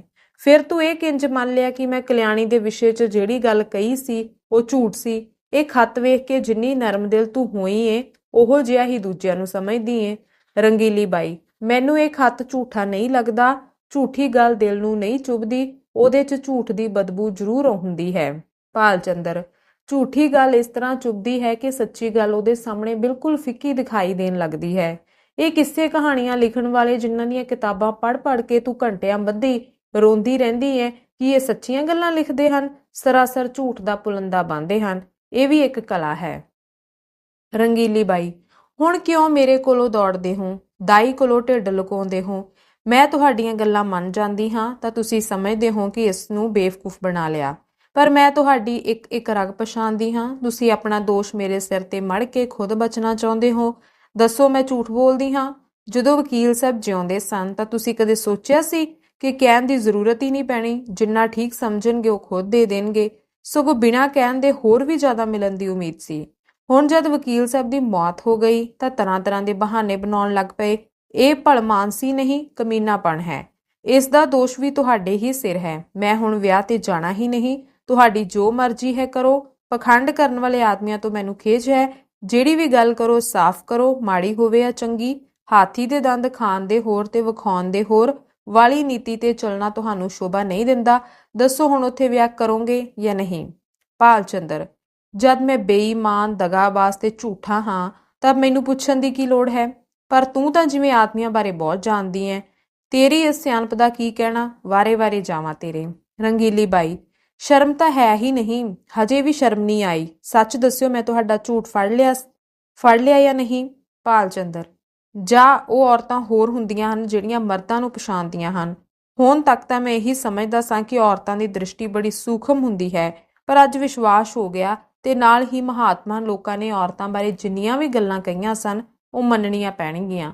ਰੰਗੀਲੀ ਬਾਈ, ਜਰਾ ਸ਼ੀਸ਼ੇ 'ਚ ਆਪਣੀ ਸ਼ਕਲ ਤਾਂ ਵੇਖੋ। ਤੁਹਾਨੂੰ ਮੇਰੀ ਕਸਮ, ਜਰਾ ਵੇਖੋ ਤਾਂ ਸਹੀ, ਕਿੰਜ ਝੇਪ ਗਏ ਹੋ। ਭਾਲ ਚੰਦਰ, ਸੱਚ ਦੱਸੀ, ਕਿੰਨਾ ਕੁ ਝੇਪ ਗਿਆ ਹਾਂ? ਰੰਗੀਲੀ ਬਾਈ, ਓਨਾ ਹੀ ਜਿੰਨਾ ਕੋਈ ਭਲਾ ਮਾਨਸ ਚੋਰ ਚੋਰੀ ਦਾ ਰਾਜ ਖੁੱਲ੍ਹ ਜਾਣ ਤੇ ਝੇਪਦਾ ਹੈ। ਭਾਲ ਚੰਦਰ, ਖੈਰ ਮੈਂ ਸ਼ਰਮਿੰਦਾ ਹੀ ਸਹੀ, ਪਰ ਵਿਆਹ ਉੱਥੇ ਨਹੀਂ ਹੋਵੇਗਾ। ਰੰਗੀਲੀ ਬਾਈ, ਮੇਰੇ ਵੱਲੋਂ ਜਿੱਥੇ ਮਰਜ਼ੀ ਕਰੋ। ਹਾਂ, ਇੱਕ ਵਾਰ ਭੁਵਨ ਕੋਲੋਂ ਕਿਉਂ ਨਹੀਂ ਪੁੱਛ ਲੈਂਦੇ? ਭਾਲ ਚੰਦਰ, ਠੀਕ ਹੈ, ਫੈਸਲਾ ਉਹਦੇ ਤੇ ਛੱਡ ਦਿੰਦੇ ਹਾਂ। ਰੰਗੀਲੀ ਬਾਈ, ਜਰਾ ਜਿੰਨੀ ਵੀ ਸ਼ਰਾਰਤ ਨਾ ਕਰਿਓ। ਭਾਲ ਚੰਦਰ, ਮੈਂ ਉਹਦੇ ਵੱਲ ਤੱਕਾਂਗਾ ਵੀ ਨਹੀਂ। ਸੰਯੋਗ ਨਾਲ ਇਸੇ ਵਕਤ ਭੁਵਨ ਮੋਹਨ ਵੀ ਆ ਪਹੁੰਚਿਆ। ਭੁਵਨ ਵਰਗੇ ਸੁੰਦਰ ਸਿਹਤਮੰਦ ਨੌਜਵਾਨ ਕਾਲਜਾਂ 'ਚ ਬਹੁਤ ਘੱਟ ਵੇਖਣ ਨੂੰ ਮਿਲਦੇ ਹਨ। ਬਿਲਕੁਲ ਮਾਂ ਤੇ ਗਿਆ ਸੀ। ਉਹੀ ਗੋਰਾ ਚਿੱਟਾ ਰੰਗ, ਪਤਲੇ ਪਤਲੇ ਗੁਲਾਬ ਦੀ ਪੱਤੀ ਵਰਗੇ ਬੁੱਲ, ਚੌੜਾ ਮੱਥਾ, ਵੱਡੀਆਂ ਵੱਡੀਆਂ ਅੱਖਾਂ, ਡੀਲ ਡੋਲ ਪਿਓ ਵਰਗਾ ਸੀ। ਉੱਚਾ ਕੋਟ, ਟਾਈ, ਬੂਟ, ਟੌਪ ਉਹਦੇ ਉੱਤੇ ਬਹੁਤ ਜੱਚ ਰਹੇ ਸਨ। ਹੱਥ ਵਿੱਚ ਇੱਕ ਸਟਿੱਕ ਸੀ। ਚਾਲ ਵਿੱਚ ਜਵਾਨੀ ਵਾਲਾ ਗਰੂਰ ਸੀ, ਅੱਖਾਂ 'ਚ ਆਤਮ ਵਿਸ਼ਵਾਸ। ਰੰਗੀਲੀ ਬਾਈ ਨੇ ਕਿਹਾ, ਅੱਜ ਬੜੀ ਦੇਰ ਕਰ ਦਿੱਤੀ ਤੂੰ। ਆਹ ਵੇਖ, ਤੇਰੇ ਸਹੁਰਿਆਂ ਤੋਂ ਖੱਤ ਆਇਆ ਹੈ। ਤੇਰੀ ਸੱਸ ਨੇ ਲਿਖਿਆ ਹੈ।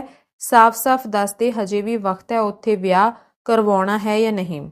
ਭੁਵਨ ਮੋਹਨ, ਮਾਂ, ਵਿਆਹ ਤਾਂ ਕਰਨਾ ਚਾਹੀਦਾ ਹੈ, ਪਰ ਮੈਂ ਕਰਾਂਗਾ ਨਹੀਂ। ਰੰਗੀਲੀ ਬਾਈ, ਕਿਉਂ? ਭੁਵਨ ਮੋਹਨ, ਕਿਤੇ ਅਜਿਹੀ ਜਗ੍ਹਾ ਵਿਆਹ ਕਰਵਾਓ ਜਿੱਥੋਂ ਬਹੁਤ ਸਾਰੇ ਪੈਸੇ ਮਿਲਣ। ਜ਼ਿਆਦਾ ਨਹੀਂ ਤਾਂ 1 ਲੱਖ ਦਾ ਜੁਗਾੜ ਤਾਂ ਹੋਵੇ। ਹੁਣ ਉੱਥੇ ਕੀ ਰੱਖਿਆ ਹੈ? ਵਕੀਲ ਸਾਹਿਬ ਰਹੇ ਨਹੀਂ, ਬੁੱਢੀ ਕੋਲ ਹੁਣ ਕੀ ਬਚਿਆ ਹੋਵੇਗਾ? ਰੰਗੀਲੀ ਬਾਈ, ਤੈਨੂੰ ਇਹੋ ਜਿਹੀਆਂ ਗੱਲਾਂ ਕਰਦਿਆਂ ਸ਼ਰਮ ਨਹੀਂ ਆਉਂਦੀ? ਭੁਵਨ ਮੋਹਨ, ਇਹਦੇ 'ਚ ਸ਼ਰਮ ਵਾਲੀ ਕਿਹੜੀ ਗੱਲ ਹੈ? ਪੈਸੇ ਕਿਹਨੂੰ ਚੰਗੇ ਨਹੀਂ ਲੱਗਦੇ? ਲੱਖ ਰੁਪਈਆ ਤਾਂ ਲੱਖਾਂ ਜਨਮਾਂ 'ਚ ਵੀ ਇਕੱਠਾ ਨਹੀਂ ਕਰ ਸਕਾਂਗਾ। ਜੇ ਇਸ ਸਾਲ ਪਾਸ ਵੀ ਹੋ ਗਿਆ ਤਾਂ ਘੱਟੋ ਘੱਟ 5 ਸਾਲ ਤੱਕ ਪੈਸਿਆਂ ਦਾ ਮੂੰਹ ਨਹੀਂ ਵੇਖ ਸਕਣਾ। ਫਿਰ 100-100 ਰੁਪਏ ਮਹੀਨਾ ਕਮਾਉਣ ਲੱਗਾਂਗਾ। 500-600 ਤੱਕ ਪਹੁੰਚਦਿਆਂ ਉਮਰ ਦੇ 3 ਹਿੱਸੇ ਬੀਤ ਜਾਣਗੇ। ਰੁਪਏ ਇਕੱਠੇ ਕਰਨ ਦੀ ਨੌਬਤ ਹੀ ਨਹੀਂ ਆਉਣੀ। ਦੁਨੀਆ ਦਾ ਥੋੜਾ ਵੀ ਮਜ਼ਾ ਨਹੀਂ ਮਾਣ ਸਕਾਂਗਾ। ਕਿਸੇ ਪੈਸੇ ਵਾਲੀ ਕੁੜੀ ਨਾਲ ਵਿਆਹ ਹੋ ਜਾਵੇ ਤਾਂ ਜ਼ਿੰਦਗੀ ਆਰਾਮ ਨਾਲ ਗੁਜ਼ਰੇ। ਮੈਂ ਜ਼ਿਆਦਾ ਨਹੀਂ ਚਾਹੁੰਦਾ, ਬਸ 1 ਲੱਖ ਨਗਦ ਹੋਵੇ ਜਾਂ ਫਿਰ ਕੋਈ ਅਜਿਹੀ ਜਾਇਦਾਦ ਵਾਲੀ ਵਿਧਵਾ ਮਿਲ ਜਾਵੇ ਜਿਹਦਾ ਭਾਵੇਂ ਇੱਕ ਬੱਚਾ ਵੀ ਹੋਵੇ। ਰੰਗੀਲੀ ਬਾਈ, ਔਰਤ ਭਾਵੇਂ ਜਿਸ ਤਰ੍ਹਾਂ ਦੀ ਮਰਜ਼ੀ ਹੋਵੇ। ਭੁਵਨ ਮੋਹਨ, ਪੈਸਾ ਸਾਰੇ ਔਗਣਾਂ ਨੂੰ ਢੱਕ ਦਿੰਦਾ ਹੈ। ਮੈਨੂੰ ਉਹ ਗਾਲਾਂ ਵੀ ਕੱਢ ਲਵੇ ਤਾਂ ਚੂੰ ਤੱਕ ਨਹੀਂ ਕਰਾਂਗਾ। ਦੁੱਧ ਦੇਣ ਵਾਲੀ ਗਾਂ ਦੀਆਂ ਛੜਾਂ ਕਿਹਨੂੰ ਨਹੀਂ ਚੰਗੀਆਂ ਲੱਗਦੀਆਂ? ਭਾਲ ਚੰਦਰ ਨੇ ਪ੍ਰਸ਼ੰਸਾ ਭਰੇ ਲਹਿਜੇ 'ਚ ਕਿਹਾ, ਸਾਨੂੰ ਉਹਨਾਂ ਲੋਕਾਂ ਨਾਲ ਹਮਦਰਦੀ ਹੈ ਤੇ ਦੁੱਖ ਹੈ ਕਿ ਰੱਬ ਨੇ ਉਹਨਾਂ ਨੂੰ ਮੁਸ਼ਕਿਲ 'ਚ ਪਾਇਆ, ਪਰ ਕੋਈ ਵੀ ਫੈਸਲਾ ਅਕਲ ਤੋਂ ਕੰਮ ਲੈ ਕੇ ਕਰਨਾ ਚਾਹੀਦਾ ਹੈ।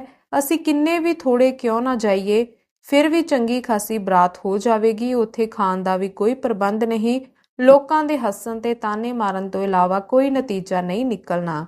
ਰੰਗੀਲੀ ਬਾਈ, ਤੁਸੀਂ ਦੋਵੇਂ ਪਿਓ ਪੁੱਤਰ ਇੱਕੋ ਥੈਲੀ ਦੇ ਚੱਟੇ ਵੱਟੇ ਹੋ। ਦੋਵੇਂ ਉਸ ਗਰੀਬ ਕੁੜੀ ਨੂੰ ਮਾਰਨਾ ਚਾਹੁੰਦੇ ਹੋ।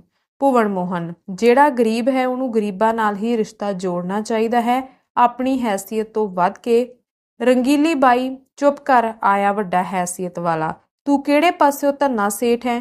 ਕੋਈ ਆਦਮੀ ਦਰਵਾਜ਼ੇ ਤੇ ਆ ਜਾਵੇ ਤਾਂ 1 ਗਲਾਸ ਪਾਣੀ ਪੀਣ ਲਈ ਤਰਸ ਜਾਂਦਾ ਹੈ। ਵੱਡੀ ਹੈਸੀਅਤ ਵਾਲੇ ਬਣੇ ਫਿਰਦੇ ਹੋ। ਇਹ ਕਹਿ ਕੇ ਰੰਗੀਲੀ ਬਾਈ ਉੱਥੋਂ ਉੱਠ ਕੇ ਰੋਟੀ ਦਾ ਪ੍ਰਬੰਧ ਕਰਨ ਚਲੀ ਗਈ। ਭੁਵਨ ਮੋਹਨ ਮੁਸਕਰਾ ਕੇ ਆਪਣੇ ਕਮਰੇ 'ਚ ਚਲਾ ਗਿਆ ਤੇ ਬਾਬੂ ਸਾਹਿਬ ਮੁੱਛਾਂ ਨੂੰ ਤਾ ਦਿੰਦੇ ਹੋਏ ਬਾਹਰ ਆਏ ਕਿ ਮੋਟੇ ਰਾਮ ਨੂੰ ਆਖਰੀ ਫੈਸਲਾ ਸੁਣਾ ਦੇਣ।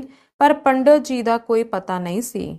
ਮੋਟੇ ਰਾਮ ਕੁਝ ਦੇਰ ਨੌਕਰ ਨੂੰ ਉਡੀਕਦੇ ਰਹੇ, ਪਰ ਜਦੋਂ ਉਹਨੇ ਆਉਣ 'ਚ ਦੇਰ ਕਰ ਦਿੱਤੀ ਤਾਂ ਉਹਨਾਂ ਕੋਲੋਂ ਰਿਹਾ ਨਾ ਗਿਆ। ਸੋਚਿਆ ਇੱਥੇ ਬੈਠਿਆਂ ਬੈਠਿਆਂ ਕੰਮ ਨਹੀਂ ਬਣਨਾ, ਕੁਝ ਆਪ ਹੀ ਕਰਨਾ ਪੈਣਾ ਹੈ। ਕਿਸਮਤ ਦੇ ਭਰੋਸੇ ਅੜ ਕੇ ਬੈਠੇ ਰਹੇ ਤਾਂ ਭੁੱਖੇ ਮਰ ਜਾਵਾਂਗੇ। ਇੱਥੇ ਦਾਲ ਨਹੀਂ ਗਲਣ ਵਾਲੀ। ਛੜੀ ਚੁੱਕੀ ਅਤੇ ਜਿੱਧਰ ਨੌਕਰ ਗਿਆ ਸੀ ਚੁੱਪ ਕਰਕੇ ਤੁਰ ਪਏ। ਬਾਜ਼ਾਰ ਥੋੜਾ ਹੀ ਦੂਰ ਸੀ, 1 ਮਿੰਟ 'ਚ ਪਹੁੰਚ ਗਏ। ਵੇਖਿਆ ਬੁੱਢਾ ਨੌਕਰ ਹਲਵਾਈ ਦੀ ਦੁਕਾਨ ਤੇ ਬੈਠਾ ਹੁੱਕਾ ਪੀ ਰਿਹਾ ਸੀ। ਉਸਨੂੰ ਵੇਖਦਿਆਂ ਹੀ ਬੜੀ ਬੇਅਦਬੀ ਨਾਲ ਆਖਿਆ, ਸਰਦਾਰ ਹਾਲੇ ਕੁਝ ਤਿਆਰ ਹੋਇਆ ਜਾਂ ਨਹੀਂ? ਸਰਕਾਰ ਉੱਥੇ ਬੈਠੇ ਗੁੱਸੇ ਹੋ ਰਹੇ ਹਨ ਕਿ ਜਾ ਕੇ ਸੌਂ ਗਿਆ ਜਾਂ ਸ਼ਰਾਬ ਪੀਣ ਲੱਗ ਗਿਆ। ਮੈਂ ਆਖਿਆ, ਸਰਕਾਰ ਇਹ ਗੱਲ ਨਹੀਂ, ਬੁੱਢਾ ਆਦਮੀ ਹੈ, ਆਉਂਦਾ ਹੋਣਾ ਇਹ ਬੜੇ ਅਜੀਬ ਮਨੁੱਖ ਹਨ, ਪਤਾ ਨਹੀਂ ਇਹਨਾਂ ਘਰ ਨੌਕਰ ਕਿਵੇਂ ਟਿਕਦੇ ਹੋਣਗੇ। ਨੌਕਰ, ਮੈਨੂੰ ਛੱਡ ਕੇ ਅੱਜ ਤੱਕ ਕੋਈ ਦੂਸਰਾ ਨੌਕਰ ਟਿਕਿਆ ਹੀ ਨਹੀਂ ਤੇ ਨਾ ਹੀ ਟਿਕੇਗਾ। ਸਾਲ ਹੋ ਗਿਆ ਤਨਖਾਹ ਨਹੀਂ ਮਿਲੀ, ਕਿਸੇ ਨੂੰ ਵੀ ਪੈਸੇ ਨਹੀਂ ਦਿੰਦੇ। ਜਦੋਂ ਕੋਈ ਪੈਸੇ ਮੰਗਦਾ ਹੈ ਝਿੜਕਣ ਲੱਗ ਪੈਂਦੇ ਹਨ। ਸਰਕਾਰੀ ਨੌਕਰ ਹਨ, ਸਰਕਾਰ ਤੋਂ 2 ਅਰਦਲੀ ਮਿਲੇ ਹਨ, ਇਸੇ ਕਰਕੇ ਟਿਕੇ ਹੋਏ ਹਨ। ਮੈਂ ਵੀ ਸੋਚਦਾ ਹਾਂ ਜਿਹੋ ਜਿਹਾ ਤੇਰਾ ਦਾਣਾ ਪਾਣੀ ਉਹੋ ਜਿਹੀ ਮੇਰੀ ਕਰਨੀ। 10 ਸਾਲ ਲੰਘ ਗਏ, ਹੋਰ ਸਾਲ 2 ਸਾਲ ਇਸੇ ਤਰ੍ਹਾਂ ਬੀਤ ਜਾਣਗੇ। ਮੋਟੇ ਰਾਮ, ਅੱਛਾ ਤਾਂ ਤੁਸੀਂ ਇਕੱਲੇ ਹੋ ਨਾ, ਤਾਂ ਇਹ ਕਈਆਂ ਨੌਕਰਾਂ ਦੇ ਲੈ ਰਹੇ ਸਨ। ਨੌਕਰ, ਉਹ ਸਾਰੇ ਪਿਛਲੇ 2-3 ਮਹੀਨਿਆਂ ਦੇ ਅੰਦਰ ਆਏ ਤੇ ਛੱਡ ਕੇ ਚਲੇ ਗਏ। ਇਹ ਆਪਣਾ ਰੋਹ ਪਾਉਣ ਲਈ ਹਜੇ ਤੱਕ ਵੀ ਉਹਨਾਂ ਦਾ ਨਾਂ ਜਪਦੇ ਰਹਿੰਦੇ ਹਨ। ਜੇ ਤੁਸੀਂ ਕਿਤੇ ਨੌਕਰੀ ਦਿਵਾਓਗੇ ਤਾਂ ਚੱਲਾਂਗੇ। ਮੋਟੇ ਰਾਮ, ਨੌਕਰੀਆਂ ਤਾਂ ਬਹੁਤ ਹਨ, ਨੌਕਰ ਤਾਂ ਅੱਜ ਕੱਲ੍ਹ ਲੱਭਦਿਆਂ ਨਹੀਂ ਲੱਭਦੇ। ਤੁਸੀਂ ਤਾਂ ਪੁਰਾਣੇ ਆਦਮੀ ਹੋ, ਤੁਹਾਡੇ ਲਈ ਨੌਕਰੀ ਦਾ ਕੋਈ ਘਾਟਾ ਨਹੀਂ। ਇੱਥੇ ਕੋਈ ਤਾਜ਼ੀ ਚੀਜ਼? ਮੈਨੂੰ ਕਹਿਣ ਲੱਗੇ ਖਿਚੜੀ ਬਣਾਈਏ ਜਾਂ ਕੁਝ ਹੋਰ। ਮੈਂ ਕਹਿ ਦਿੱਤਾ, ਸਰਕਾਰ ਉਹ ਬੁੱਢਾ ਆਦਮੀ ਹੈ, ਰਾਤ ਨੂੰ ਮੇਰਾ ਖਾਣਾ ਬਣਾਉਣ ਲੱਗਿਆ ਉਹਨੂੰ ਮੁਸ਼ਕਿਲ ਹੋਊ, ਮੈਂ ਬਾਜ਼ਾਰੋਂ ਹੀ ਕੁਝ ਖਾ ਲਵਾਂਗਾ, ਤੁਸੀਂ ਇਸ ਗੱਲ ਦੀ ਚਿੰਤਾ ਨਾ ਕਰੋ। ਕਹਿਣ ਲੱਗੇ, ਚੰਗੀ ਗੱਲ ਹੈ, ਨੌਕਰ ਤੁਹਾਨੂੰ ਦੁਕਾਨ ਤੇ ਹੀ ਮਿਲੇਗਾ। ਦੱਸੋ ਸ਼ਾਹ ਜੀ, ਹੈ ਕੋਈ ਤਾਜ਼ਾ ਮਾਲ ਤਿਆਰ? ਲੱਡੂ ਤਾਂ ਤਾਜ਼ੇ ਹੀ ਲੱਗਦੇ ਹਨ, ਤੋਲ ਦਿਓ ਫਿਰ 1 ਕਿਲੋ, ਇੱਥੇ ਉੱਪਰ ਹੀ ਆ ਜਾਂਦਾ ਹਾਂ। ਇਹ ਕਹਿ ਕੇ ਮੋਟੇ ਰਾਮ ਜੀ ਹਲਵਾਈ ਦੀ ਦੁਕਾਨ ਤੇ ਜਾ ਬੈਠੇ ਤੇ ਤਾਜ਼ਾ ਮਾਲ ਖਾਣ ਲੱਗ ਪਏ। ਰੱਜ ਕੇ ਖਾਧਾ, 2.5-3 ਕਿਲੋ ਖਾ ਗਏ, ਖਾਈ ਵੀ ਜਾਂਦੇ ਤੇ ਹਲਵਾਈ ਦੀ ਤਾਰੀਫ ਵੀ ਕਰੀ ਜਾਂਦੇ। ਸ਼ਾਹ ਜੀ, ਤੁਹਾਡੀ ਦੁਕਾਨ ਦਾ ਜਿੰਨਾ ਨਾਂ ਸੁਣਿਆ ਸੀ ਓਨਾ ਹੀ ਵਧੀਆ ਮਾਲ ਵੀ ਮਿਲਿਆ। ਬਨਾਰਸ ਵਾਲੇ ਜਿਹੇ ਰਸਗੁੱਲੇ ਨਹੀਂ ਬਣਾ ਸਕਦੇ। ਕਲਾਕੰਦ ਚੰਗੀ ਬਣਾ ਲੈਂਦੇ ਹਨ, ਪਰ ਤੁਹਾਡੀ ਉਹਨਾਂ ਨਾਲੋਂ ਮਾੜੀ ਨਹੀਂ। ਸਮਾਨ ਪਾਉਣ ਨਾਲ ਹੀ ਚੀਜ਼ ਚੰਗੀ ਨਹੀਂ ਬਣ ਜਾਂਦੀ, ਉਹਦੇ ਬਾਰੇ ਜਾਣਕਾਰੀ ਹੋਣੀ ਵੀ ਜ਼ਰੂਰੀ ਹੈ। ਹਲਵਾਈ, ਕੁਝ ਹੋਰ ਲੈ ਲਓ ਮਹਾਰਾਜ, ਥੋੜੀ ਜਿਹੀ ਰਬੜੀ ਮੇਰੇ ਵੱਲੋਂ ਲੈ ਲਓ। ਮੋਟੇ ਰਾਮ, ਇੱਛਾ ਤਾਂ ਕੋਈ ਨਹੀਂ, ਪਰ ਦੇ ਦਿਓ ਪਾਈਆ ਕੁ। ਹਲਵਾਈ, ਪਾਈਆ ਦਾ ਕੀ ਲੈਣਾ ਹੋਇਆ, ਚੰਗੀ ਚੀਜ਼ ਹੈ, ਅੱਧਾ ਕਿਲੋ ਤਾਂ ਲਓ। ਆਪਣੀ ਇੱਛਾ ਅਨੁਸਾਰ ਮਠਿਆਈ ਖਾ ਕੇ ਪੰਡਤ ਜੀ ਨੇ ਥੋੜੀ ਦੇਰ ਸੈਰ ਕੀਤੀ ਅਤੇ 9 ਵਜਣ ਤੱਕ ਮਕਾਨ 'ਚ ਪਹੁੰਚ ਗਏ। ਉੱਥੇ ਸੰਨਾਟਾ ਪਸਰਿਆ ਹੋਇਆ ਸੀ, ਇੱਕ ਲਾਲਟੈਨ ਜਗ ਰਹੀ ਸੀ। ਚਬੂਤਰੇ ਤੇ ਬਿਸਤਰਾ ਵਿਛਾਇਆ ਤੇ ਸੌਂ ਗਏ। ਸਵੇਰੇ ਆਪਣੇ ਨੇਮ ਅਨੁਸਾਰ ਕੋਈ 8 ਵਜੇ ਉੱਠੇ ਤਾਂ ਵੇਖਿਆ ਬਾਬੂ ਸਾਹਿਬ ਸੈਰ ਕਰ ਰਹੇ ਸਨ। ਪੰਡਤ ਜੀ ਨੂੰ ਉੱਠਦਿਆਂ ਵੇਖ ਕੇ ਉਹ ਪ੍ਰਣਾਮ ਕਰਦਿਆਂ ਬੋਲੇ, ਮਹਾਰਾਜ, ਰਾਤ ਤੁਸੀਂ ਕਿੱਥੇ ਚਲੇ ਗਏ? ਮੈਂ ਬਹੁਤ ਦੇਰ ਤੱਕ ਤੁਹਾਨੂੰ ਉਡੀਕਦਾ ਰਿਹਾ, ਖਾਣਾ ਬਹੁਤ ਦੇਰ ਤੱਕ ਪਿਆ ਰਿਹਾ, ਜਦ ਤੁਸੀਂ ਨਾ ਆਏ ਤਾਂ ਵਾਪਸ ਭੇਜ ਦਿੱਤਾ। ਤੁਸੀਂ ਕੁਝ ਖਾਧਾ ਸੀ ਜਾਂ ਨਹੀਂ? ਮੋਟੇ ਰਾਮ, ਹਲਵਾਈ ਦੀ ਦੁਕਾਨ ਤੋਂ ਥੋੜਾ ਬਹੁਤਾ ਖਾ ਆਇਆ ਸਾਂ। ਭਾਲ ਚੰਦਰ, ਪੂਰੀਆਂ ਤੇ ਮਠਿਆਈ 'ਚੋਂ ਗੱਲ ਕਿੱਥੇ ਜਿਹੜੀ ਬਾਟੀ ਤੇ ਦਾਲ 'ਚ ਹੈ? 10-12 ਆਨੇ ਵੀ ਖਰਚ ਹੋ ਗਏ ਹੋਣਗੇ, ਢਿੱਡ ਫਿਰ ਵੀ ਨਹੀਂ ਭਰਿਆ ਹੋਣਾ। ਤੁਸੀਂ ਮੇਰੇ ਮਹਿਮਾਨ ਹੋ, ਜਿੰਨੇ ਪੈਸੇ ਖਰਚ ਹੋਏ ਹਨ ਮੇਰੇ ਕੋਲੋਂ ਲੈ ਲਓ। ਮੋਟੇ ਰਾਮ, ਮਠਿਆਈ ਤੁਹਾਡੇ ਹਲਵਾਈ ਦੀ ਦੁਕਾਨ ਤੋਂ ਹੀ ਖਾਧੀ ਸੀ, ਉਹ ਜਿਹੜਾ ਨੁੱਕਰ ਤੇ ਬਹਿੰਦਾ ਏ। ਭਾਲ ਚੰਦਰ, ਕਿੰਨੇ ਪੈਸੇ ਦੇਣੇ ਪਏ? ਮੋਟੇ ਰਾਮ, ਤੁਹਾਡੇ ਹਿਸਾਬ 'ਚ ਲਿਖਾ ਦਿੱਤੇ ਹਨ। ਭਾਲ ਚੰਦਰ, ਜਿੰਨੀ ਵੀ ਮਠਿਆਈ ਖਾਧੀ ਮੈਨੂੰ ਦੱਸ ਦਿਓ, ਨਹੀਂ ਤਾਂ ਪਿੱਠ ਪਿੱਛੇ ਮੇਰੀ ਬਦਨਾਮੀ ਕਰੇਗਾ, ਵੱਡਾ ਠੱਗ ਹੈ। ਮੋਟੇ ਰਾਮ, ਕੋਈ 2.5 ਕਿਲੋ ਮਠਿਆਈ ਤੇ ਅੱਧਾ ਕਿਲੋ ਰਬੜੀ ਸੀ।